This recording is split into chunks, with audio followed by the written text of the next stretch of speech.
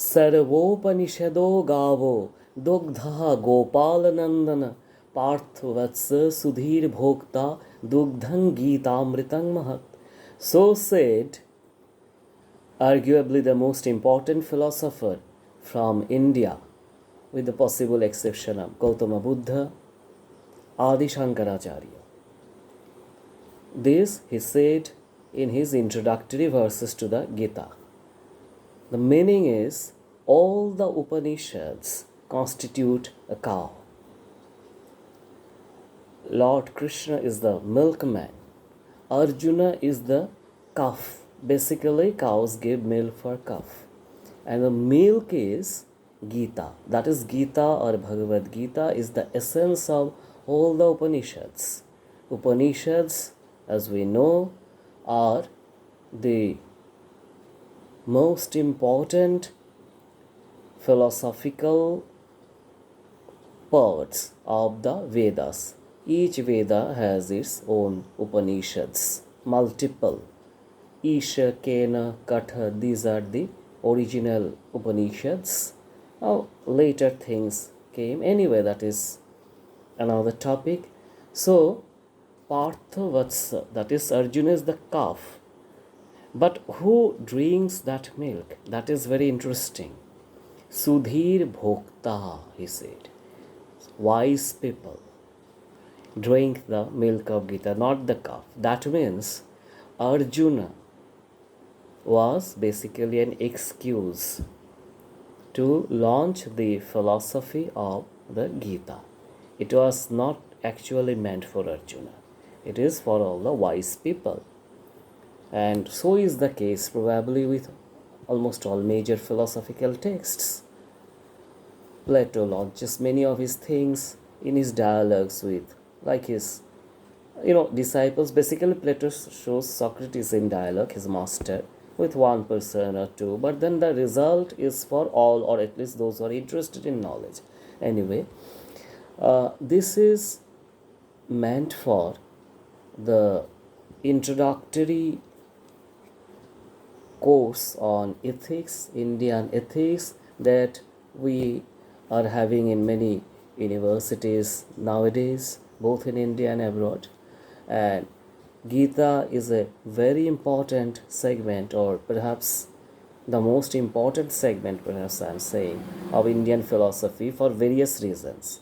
Because the most important is it talks about an assimilation between action and renunciation. And all over the world, both Eastern and Western tradition, almost all over the world, you can say, there has been a tussle between these two aspects. Knowledge or renunciation on the one hand and action on the other. For example, we have heard Plotinus said, contemplation is the enemy of action. So that is, if you are a thinker, you cannot act. We get it exemplified very well in Hamlet. Hamlet procrastinates, cannot act in time because he's thinking. A thinker and a doer, these two are different. Or a philosopher and an active person, so on and so forth. Gita says no. So you can be both. And in fact, if you do one perfectly, you automatically become the other. So there is no contradiction between knowledge and action, or ethics and epistemology, if we can say so. This is one of the central philosophies of the Gita, or rather the central philosophy, which is useful for all. And in fact, this is understandable or realizable even without any reference to God or divinity. That is a very interesting and important thing. The chapter 3rd of the Bhagavad Gita is named Karma Yoga, that is yoga of action. And in the beginning of that, Arjuna said that if you think, O Krishna, if knowledge is better than action, then why are you asking me to act? As we know, Arjuna said that he does not want to kill his relatives, this and that. So, and Krishna had already praised knowledge in the second chapter called Sankhya Yoga. This Sankhya is not exactly the Sankhya of, Sankhya system of philosophy. This is Gita. Sankhya is different. Maybe we'll talk about it in another video. So Arjuna said that Jayasi chet karmanaste mata buddhir janardana tat king karmani ghore mangniyo jayasi kesha. If you are saying that knowledge is the most important thing, Krishna says in the Gita in several places, na hi jnanena sadrisha pavitramiha vidyate, nothing as pure as knowledge of this world. Or sarva karmakhilang partha jnane parisamapyate, all action and in knowledge. So then why are you asking me to act? Why can't I just leave action and live a life of renunciation?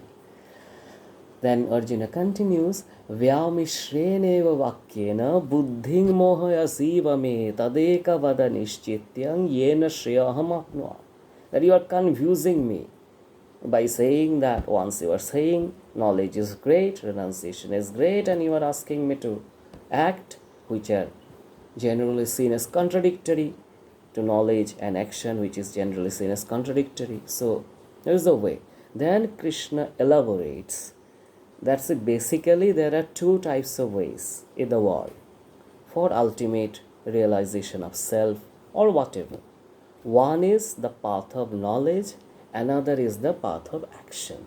Lokasmin dvividhanishtha pura prokta mayanaga. I had said long back, because Krishna is speaking as God here. No, whether you believe it or not, that's a different thing. But the thing is that let us concentrate on the message. So there are basically two ways. Some are on the path of action and some are on the path of knowledge. Jnana yogena sankhyanam karma yogena yogina. But then what he says is that, this is interesting, that in his view, Krishna's view or Gita's view, these two are not necessarily separate. If you are a knowledgeable person, even then you will have to keep doing certain actions, certain acts, even bodily functions that will continue. Even if you don't, you can, even sannyasis have to breathe, take food. So where is the freedom from action? There is none. That is why Krishna says, so why then think about renunciation? It is not possible to give up work as long as you are in this body. So be on the path of knowledge, but at the same time keep doing work for the benefit of all, without attachment. Similarly, the other part, karma. If you do karma, action, without personal desire, personal motivation, then also you will slowly proceed towards knowledge. And that is the path that he prescribes Arjuna.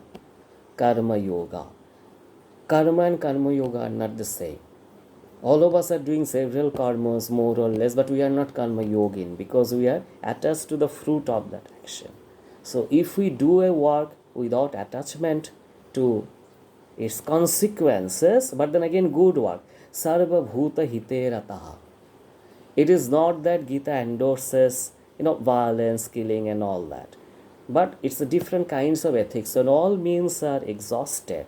So just war may be necessary. That is what he tells Arjuna.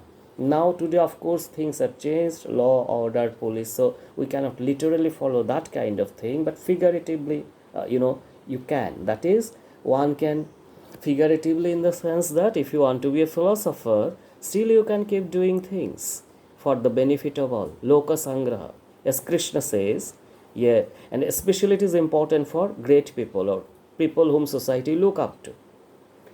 Says, yad yad acharate shreshthas tatta devetaro janaha sayat pramanam kurute lokastadam vartate. That what the better people of society do, other people follow them. These days, Instagram, social media and all that, film heroes, of course, those days better people are different role models, but these days of them. So anyway, so Krishna says, if I myself do not work, actually he says, since, I'm God or one with, I had nothing to do in this world. Name parthasti kartavya trishu lokeshu kinchana. The entire I have, but still, if I do not do work, I become inactive. Following me people will become inactive. Utsi deuri me loka nakuryat karma chedaham. So I keep doing. So Lord is acting or Krishna is acting. We should also be active, but at the same time, we need not necessarily divorce our action from thought. That is the simplest meaning. No mindless, thoughtless act. And that is the merger of knowledge and action. The theme recurs in a slightly different way even in 5th chapter, Karma Sannyas Yoga.